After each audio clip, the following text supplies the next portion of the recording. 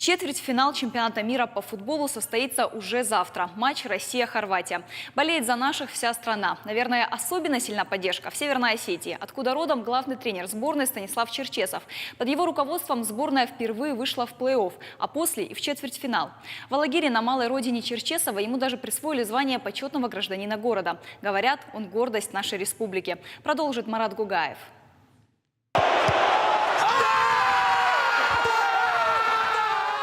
Крепкие объятия и всеобщее ликование. Сборная России в четвертьфинале. Впервые за 32 года. И это благодаря ему, главному тренеру сборной России Станиславу Черчесову, выходцу из маленького осетинского города Аллагира.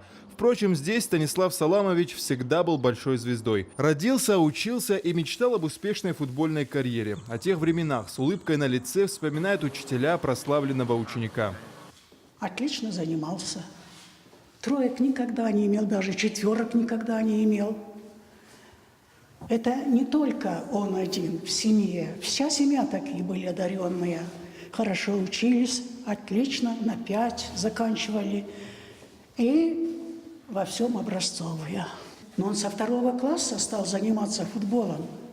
Я уже многим говорила, что он сделал себе деревянные ворота. Выносил на улицу, собирал детвору, и они с удовольствием игрались.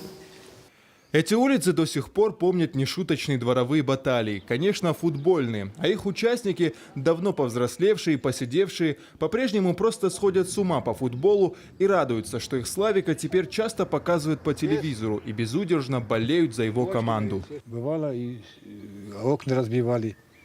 Ну, отец у него тоже бывший спортсмен, он вольником был, хорошим борцом, в молодости. Так я работал шофером.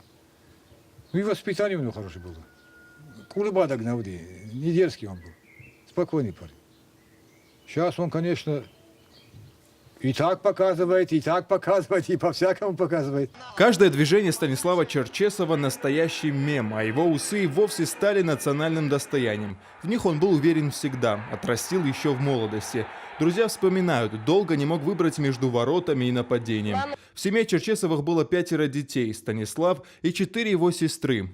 Мальчик помогал отцу по хозяйству и гонял во дворе мяч. Друзья и знакомые вспоминают, Черчесов всегда был дисциплинированным. Даже на собственной свадьбе пил молоко. Говорят, поэтому и теперь его команда – образец порядка. Сейчас в отцовском доме Черчесова никто не живет, но семья, по словам соседей, очень часто навещает родные места. Станислава здесь ждут и очень любят. Гордятся, что впервые за современную историю России земляк вывел национальную сборную России в плей-офф чемпионата мира. Самый популярный вид спорта в Аллагире в 70-х и сейчас футбол. Клуб «Спартак Аллагир», альма-матер Черчесова. Там его и заметили. Позвали играть за республиканский «Спартак», а там дорога в Москву.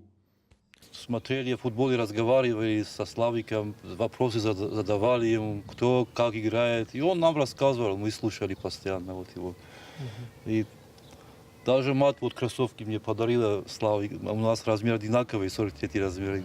В дни чемпионата в Аллагире настоящий праздник. Пульс один со всей страной. В четвертьфинале вся надежда на гений Черчесова. По моему мнению, что он довел наших игроков выше, где они стояли. Он выдвинул вперед их. Я всегда буду говорить «Россия вперед» и желаю, конечно же, больших побед нашей сборной. С друзьями собираемся, смотрим этот футбол и всегда кричим «Россия вперед». Россия вперед! Россия вперед! Ура!